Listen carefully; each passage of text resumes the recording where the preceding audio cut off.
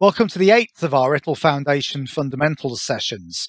In this session, we're going to be looking at the last of the 5 phases of the service lifecycle, continual service improvement. Here, we're going to be looking at the idea that we can't stand still. We've got to be moving forwards, either driving up the levels of performance while maintaining the cost of delivery, or lowering the cost of delivery while maintaining performance. Continual service improvement is all about identifying where an aspect of IT services can be improved, whether it's a service, a process, some other activity inside of the delivery of services to the customers. It doesn't really matter. CSI's scope is anything and everything. Any process, any phase of the life cycle, any activity can potentially have continual service improvement principles brought to bear on it. It can provide a really good focal point within the organization to encourage people to bring improvements forwards. If you have a CSI manager within the organization, then this can really help. But if you don't have that role, then it's absolutely crucial that CSI becomes part of the organizational culture. It's, in fact, much more about the idea that people are bought into improving services than it is that the processes are in place. It's like all of it doesn't respond to being treated like a tick in the box exercise. Everyone's got to buy into the idea that this is a jolly good idea. The principles of CSI are among the oldest that we actually see espoused within the ITIL guidance. And a good chunk of what's actually said within the continual service improvement phase can be attributed to one man, William Edwards Deming. Deming was a great management and engineering consultant and thinker. He had a lot to say about process improvement in the engineering field. In fact, some of his quotes that you may have come across or not, just pop a few of these up for you. So on the subject of processes themselves, Deming said, if you can't describe what you're doing as a process, then you don't know what you're doing. Can't disagree with that one. He had some interesting views on survival. Learning is not compulsory, neither is survival. It is not necessary to change. Survival is not mandatory. So Deming had some very clear views there that to stay still is to go backwards. But the one that resonates most with CSI is where Deming had something to say on the subject of quality, where he simply said, quality is everybody's responsibility. Deming wasn't saying high quality or low quality. What he's saying is that the quality level that we need to achieve as an organization is everybody's responsibility. And that is absolutely in line with what ITIL's got to say on the subject. We should be delivering the right services that deliver the right outcomes for the right customer for the right amount of money. And we all need to pull together in that aim. And ensuring that we're doing everything we can to deliver those levels of quality is at the heart of continual service improvement. As far as the continual service improvement phase is concerned, the major part of what Deming had to say is enshrined in the Deming cycle. The Deming cycle is 4 distinct activities which we repeat and repeat and repeat. And we can see them in front of us now. The first of these activities, plan, is about ensuring that we've got the policies and plans to deliver improvements that we've agreed with the business. If we don't know what we're doing, then we can't do our best to deliver it. And this is another one of Deming's quotes.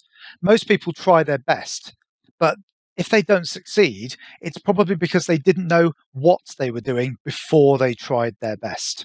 So we need plans in order to ensure that that will happen. Once we've got a plan, we can execute the plan to deliver the improvement.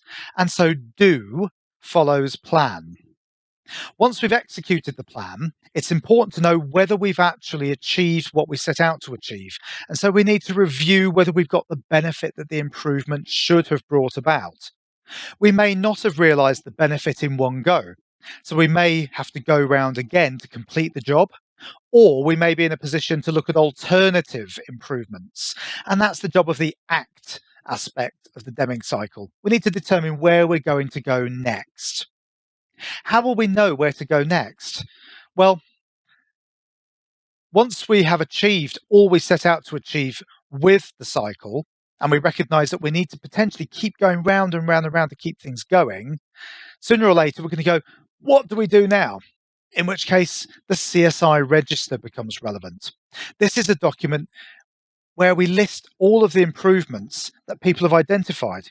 It's like a more complex version of a suggestions box, because it's where we can actually put in not only what the improvement might be, what the benefits, the risks, and the costs are. We can also record for improvements that have been implemented. Did we get what we thought we were going to get? Are there any lessons that we can learn from that particular improvement?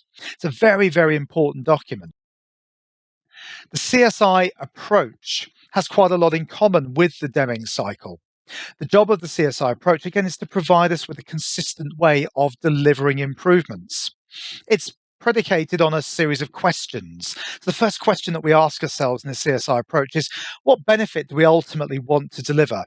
In what state would we like the organisation to be or the service to be? And that's our vision for the improvement. In this example, we're currently sat in Leeds and we'd like to pay a visit to London. So that's the benefit that we'd like to deliver. The first thing we've got to consider once we've identified what we want to achieve is, where are we now? Well, we're currently sat in Leeds. So our baseline position, the where are we now from which we can successfully navigate to achieve the improvement, is Leeds. Where do we want to go next? What's our target? This isn't the same as our vision necessarily, because the vision is the ultimate goal, but we might not achieve that in one go. So we need achievable targets. And so our target in this case is to get roughly halfway to London, because it's quite a long way between Leeds and London, and we're probably not going to get it done all in one go. We need to know how we're going to do that. So we need a plan for how we will get there. In this case, the plan is that we're going to drive down the M1 and we're going to stop at Watford Gap. And so that gives us our plan of execution. However, we need to know whether our plan's been successful, and so we'll need some targets in place to know that we got there. In this case, we've stopped the car and we will have bought a coffee at Watford Gap Services. And if we've achieved those things, then we've succeeded in our first cycle through the CSI approach. However, if we go no further, we will not achieve our improvement. And so it's critical that we keep the momentum going to ensure that we deliver the whole of the improvement. And so this is an iterative activity. And we go back to the top, where we now restate the vision to see whether it is still valid. And do we still actually want to go to London? Well, that appears to still be the vision. Where are we now? Well, of course, our baseline has now changed because we're now at Watford Gap rather than in Leeds. And so forward activities are going to be based on our new location or our new baseline. Where do we want to go next? Well, our target should now be to achieve the remainder of the improvement, in this case, to get to London. And how will we get there? Well, our plan now is going to be to drive down the remainder of the M1 and park up at where we want to go, which in this case is Wembley Arena. How will we know whether we got there? Because we've arrived at our original destination.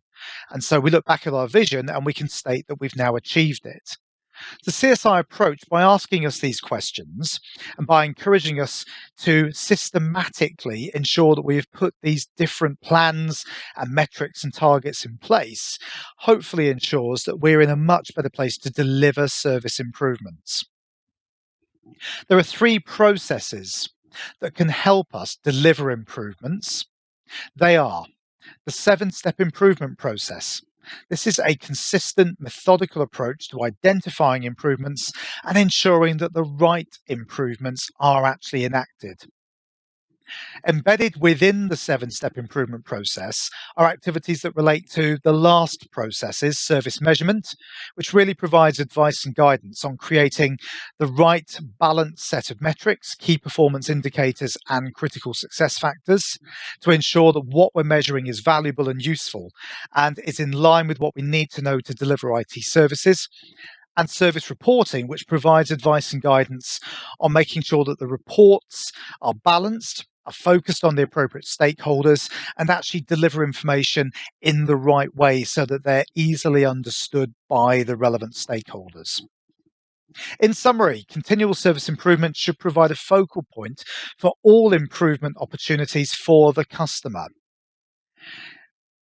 Its job is to see where there is the potential for improvement, to make recommendations, but CSI works with the rest of the life cycle to actually achieve the implementation. Whether it's transition, to actually say that the changes that are required to deliver the improvement are worthwhile, whether it's design to actually understand the effect on the technology, whether it's transition again to deliver and deploy those changes, or whether it's operations to actually identify the improvements to the operational phase. Ultimately, it gives us a consistent, objective approach to showing where there are gaps in our capability or in our performance. So, if we're undershooting our targets, what can we do to improve that? If we're spending too much money, what can we do to change that position? It has to be done as a culture within the organization. It's not just about a tick in the box for processes. And so the cultural change that it brings about is amongst the most important of all of the changes that ITIL as a whole can deliver in the organization.